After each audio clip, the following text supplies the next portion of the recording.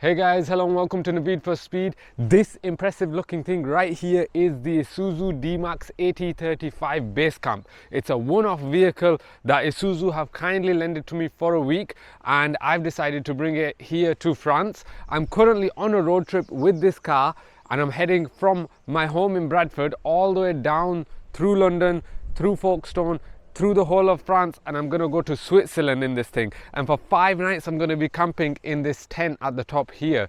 So basically I'm going to fully immerse myself in this lifestyle. I've never been camping before. This is going to be my first time and I might as well go big. So I brought it here, I brought it abroad. So far I'm on my second day. I'll cut out all the boring bits of the first day where I drove through England, and I also cut myself on some of the equipment, which meant that I had to have a plaster on my finger, which was for some reason had unicorns on it. The journey down the A1 was pretty straightforward. It took me around 5 hours to get to Folkestone, and on the way I even stopped to get some food at a service station. Eventually I boarded the Eurotunnel and made it to France, but before I could go into France there were a couple of things that I needed to address. I used the European driving kit that I bought online to apply the UK sticker to make the car legal to drive in France. And I also had to add the very complicated Eurolight headlight deflectors.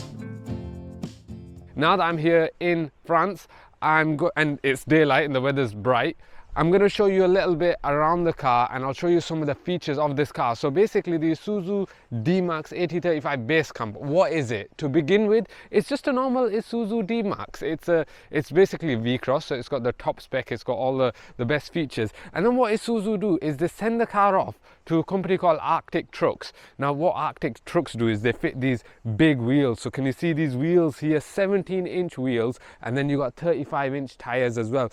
BF Goodrich tyres, these knobbly off-roading tyres, capable of taking this car anywhere. As you may have seen in Top Gear, Jeremy Clarkson takes an Arctic Trucks Toyota Hilux to the North Pole. This is basically the same thing but an Isuzu. It's also got Bilstein dampers on it and the whole car has been raised, and you get these big wheel arches as well.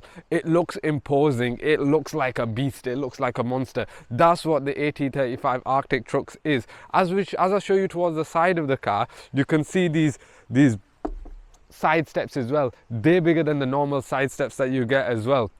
Now what you will have noticed as you come to the side of the car is you'll have noticed this base rack up here and this roof box here. Now what happens is after the car goes to Arctic Trucks, it then comes back and is fitted with these pieces of equipment from a company called ARB. Now what you get is this rack here, which you can store a load of things on the top. You can put your gas bottles for the kitchen in the back. Yes, it has a kitchen and I'll show you that later in the video. You can store all sorts up there, and then obviously you got your roof tent. I've already stayed in this tonight. All I can say is so far the weather's not been great. It was raining heavily last night, so it was a little bit cold, but you know what, I got a good night's sleep and I'm ready for the rest of the journey. So when I get to the next campsite, I'll show you the tent when it's fully open. I'll show you the kitchen, I'll show you inside, I'll show you everything. It's so exciting. But for now, let's continue on the journey and let's head to the next campsite. Here we go, off to the next campsite. I've just had a decent night's stay at this campsite, and the next one is further into France, closer to the Swiss border. So hopefully the night after I'll be able to cross over into Switzerland. What can I tell you about this car so far, about driving it?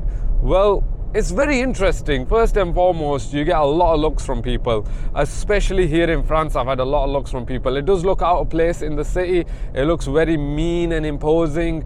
It certainly catches people's attention. But when you're inside the car, what does it feel like to drive? Well, to begin with, you notice the ride height. It's already quite a high car with it being a pickup truck, and then it's been raised as well, so you get a very high ride height. Great for seeing over traffic, great for seeing up ahead. You're basically in line with van drivers. That's the height that you're driving at. So the visibility is great out the front. Out of the back, the visibility is not great.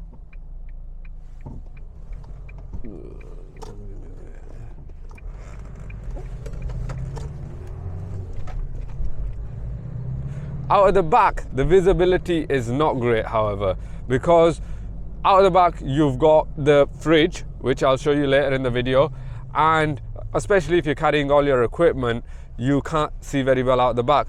And also there's a little window behind the cab and before the canopy in the back, before the truck bed, and if you're doing off-roading, a lot of mud will get in between that, and it's really hard to clean because you can't really get your arm into that gap. So just be aware of that. The mud will get in there and you might not be able to see out of the back when you're driving.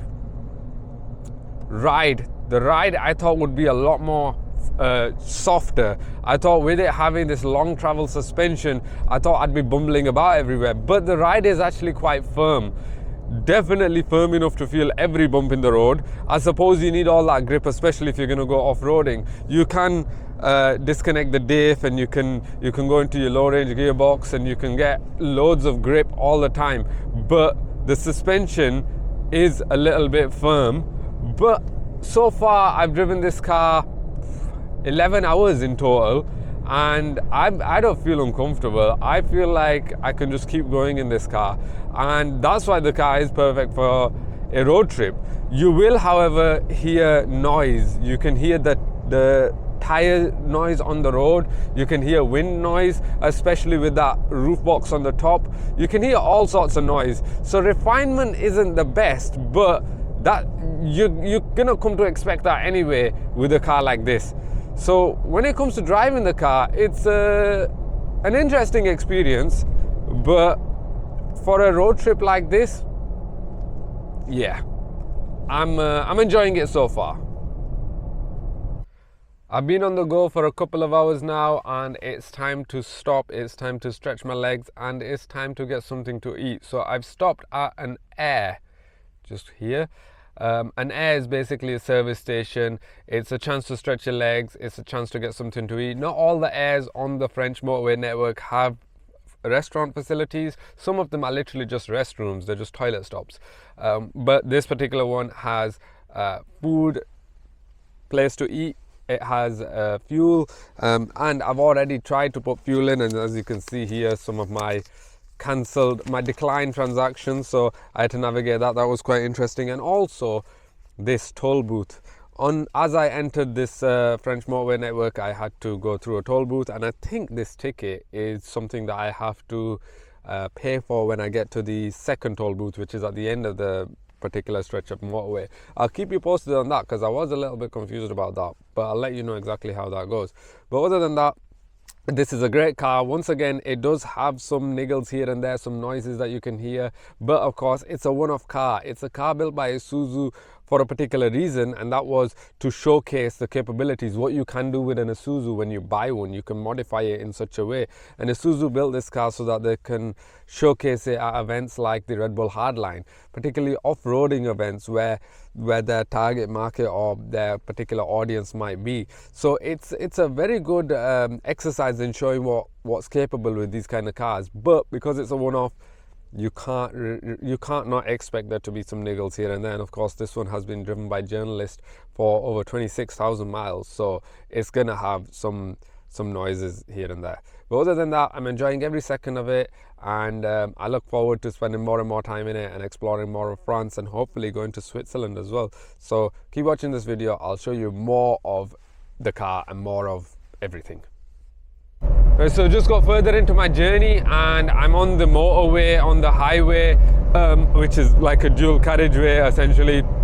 Speed limit's 130 kilometers an hour, which is touching around 80 miles an hour, so that's a little bit faster than you get in the UK.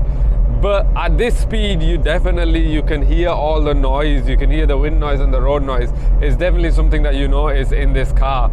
Other than that, nice smooth driving here in France. It is really good to drive here. The motorways are nice and open. You get a brilliant view, especially when it's a little bit brighter out there. It's a nice drive out there. I'm quite enjoying this. I continued driving until I reached a small town, which is where I stayed for the night. So here I am at the start of day 3. Unfortunately, last night when I got to the campsite, I wasn't able to make any content because it was raining quite heavily.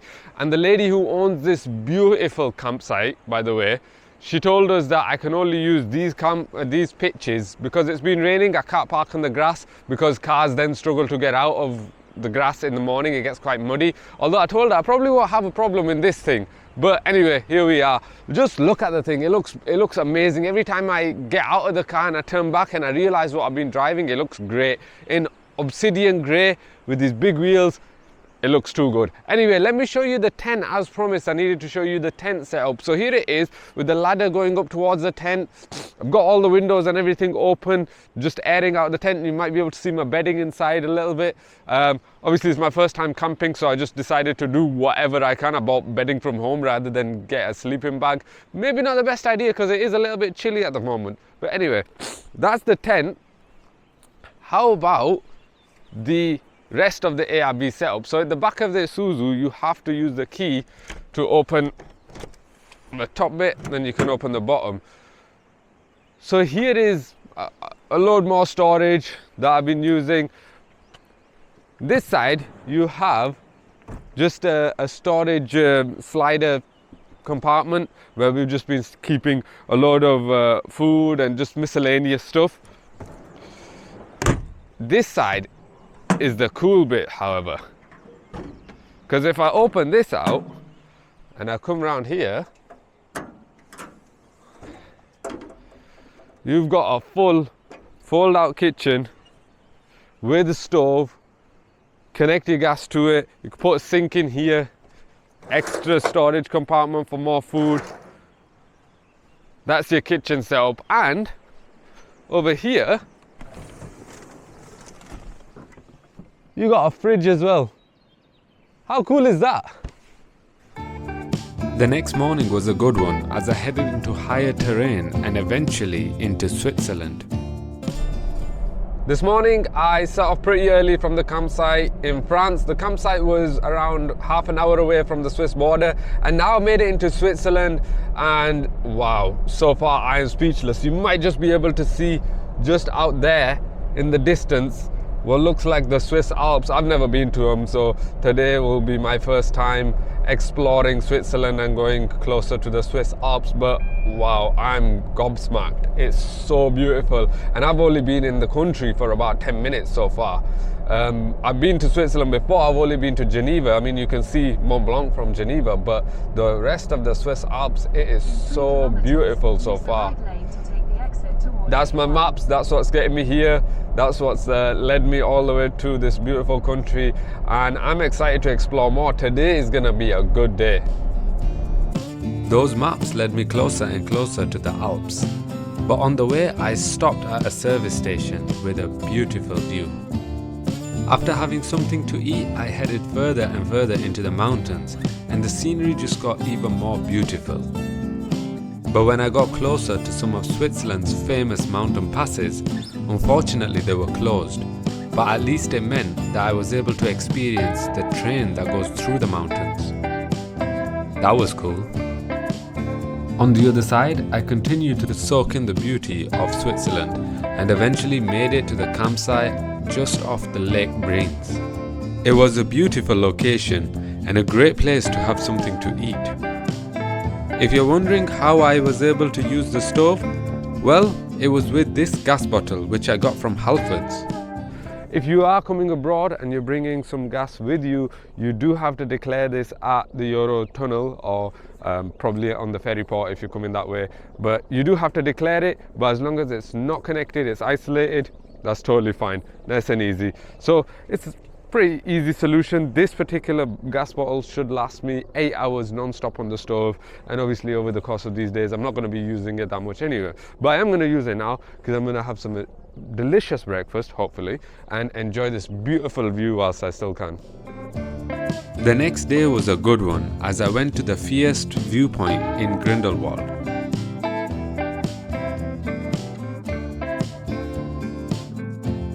Grindelwald was the reason for this journey, and I really wanted to see the beauty of the place. It certainly did not disappoint. You joined me just by this beautiful lake called I think it's called Tennessee. It's basically the lake that's on the other side of Interlaken. Today I've had a wonderful day. I've gone from Brienz to Grindelwald, spent the day in Grindelwald, went up to the Fiest viewpoint, beautiful view from there, had some fondue, went to the spa. It was nice, but now the journey is essentially coming to the second half, which is going home.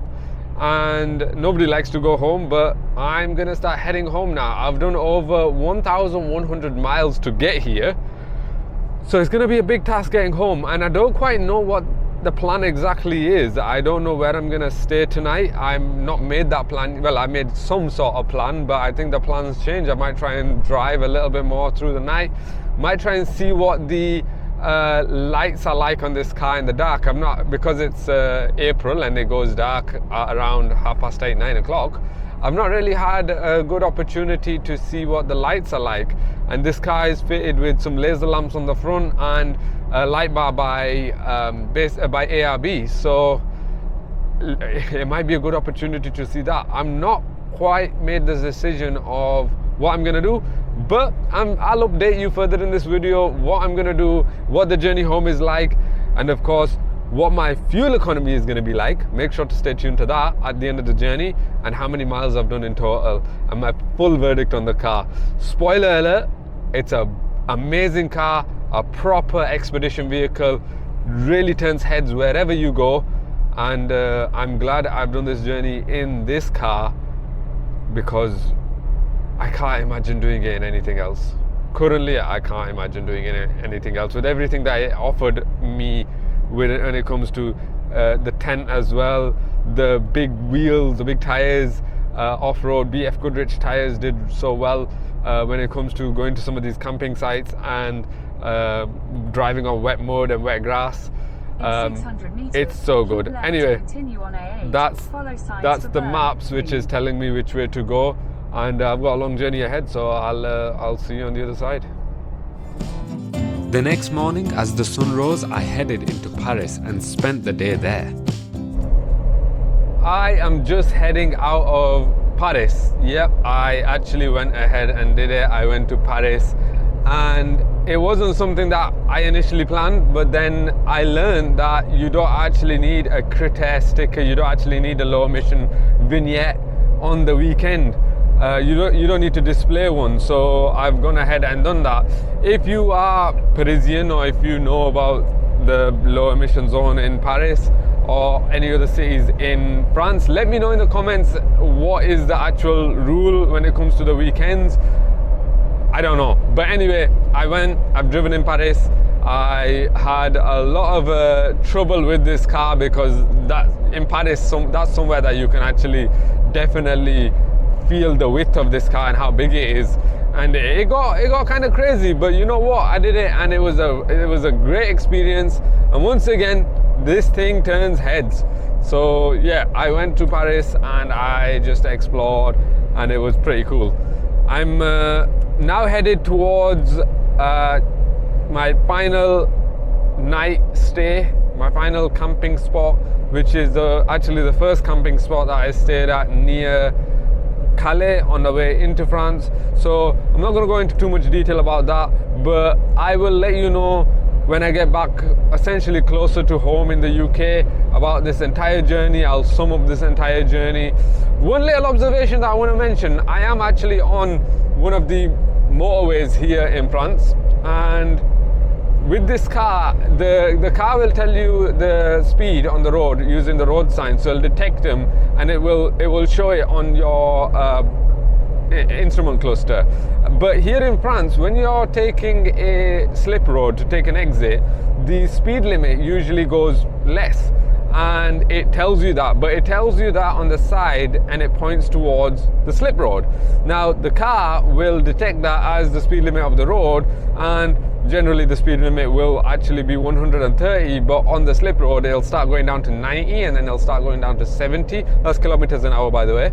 And the car will detect the speed as being 90 and 70, and you're still doing close to 130, so it will beep at you to tell you you're going too fast, the speed limit is less, but really it's just detected the speed limit on the slip road. So that's an interesting thing to know.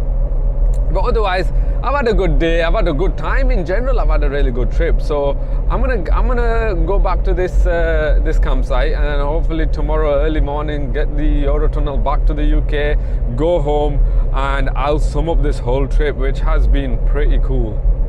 I hope you enjoyed it so far. After hopping back on the Eurotunnel, I had a nice journey back into the UK. It was somewhat of a relief driving back on the left side of the road. So I finally made it back in the UK. I'm actually all the way up near Leicester. I've just come past Leicester. I'm on my way home. This is the last leg of the journey, the last stretch, and it's been a good journey, and it's come to that point now where I need to sum up the entire journey, and I need to sum up the car. And I wasn't looking forward to this because it's quite difficult to put it all into words.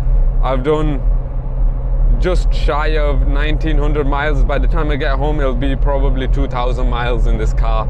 In the space of a few days, I've done over 52 hours of driving in this car. And what you're waiting for is the fuel economy. This car has returned a fuel economy over the course of this journey of 28 miles per gallon. So it's not great, but you do have to remember how heavy the car is with all the added extras, including the kitchen and everything in the back. So, and it's got the bigger wheels as well, rolling road resistance, all that kind of stuff. So the fuel economy is not great, but this car offers you so much more than that. And it really is just everything all in one. It's been my transport, it's been my kitchen, it's been my bedroom, this has been my home essentially for the last few days. I feel like a snail carrying my home on my back. But the benefit that you have in a car like this, especially when you're going over the Eurotunnel, for example, with the Eurotunnel you can bring as much stuff with you in the back, and you can take everything in the kitchen sink, and in this case literally you can take the kitchen sink. So the car's been amazing. It does have a few flaws here and there. It's quite noisy. It's it's big, so it's quite heavy. It doesn't accelerate that quick compared to other cars on the road. It's really wide. You're gonna struggle in cities like Paris, but it also has a lot of benefits to it as well, and it allows you to go out and see things, and it allows you to explore the world. And I think that's one of the things that I really love about this car, and I was really looking forward to it. And now I've done it, I think this car is, I'm falling in love with this car. I don't want to give it back. It feels so good on the road. It feels, you get all the attention from people as well, and a lot of it, in fact all of it, is positive. Everybody comes over to look at the car, gives you thumbs up and stuff. So I really quite like the car, and I don't want to give it back. Now what can I tell you about the journey? Well, I've been to Paris before, and it was hectic, and I was a bit nervous of driving in Paris, but I did it, and it was a cool experience. Paris is an interesting city. The weather was great there, and it wasn't good in the rest of the whole of France, apart from Paris. Switzerland, however, now that was the destination. That was where I wanted to go, specifically to Grindelwald, which was absolutely beautiful. It is like a movie. It looks fake, but that's real life. Went up the mountain to the viewpoint, which is over 2,000 meters above sea level, so well higher than the highest natural point in the UK. And it's just nice. It's just majestic. It's huge. It's unbelievable, especially driving through the Alps. I didn't get to go on the mountain roads, but I did get to experience a few of the things, included the train that went through the mountain. But still, I got to see things. I got to see the world, and it's beautiful. So, and I hope I can continue doing this for you guys. So if you do enjoy this video, if you do enjoy some of the things that I have to say, firstly, thank you for listening, thank you for watching, and also please subscribe to my channel rather. Please like this video, please comment, let me know what you think about my journey, let me know what you think I should have done differently, and join me on my next video later on this year. Well, in a month's time I'm going on another road trip, so stay tuned for that. If you've watched this video up until now, then why not subscribe and stay tuned for that. But until then, I'm going to enjoy this last stretch of the journey in this Isuzu D-Max AT35 Basecamp, and yeah, just soak it all in. Thanks for watching.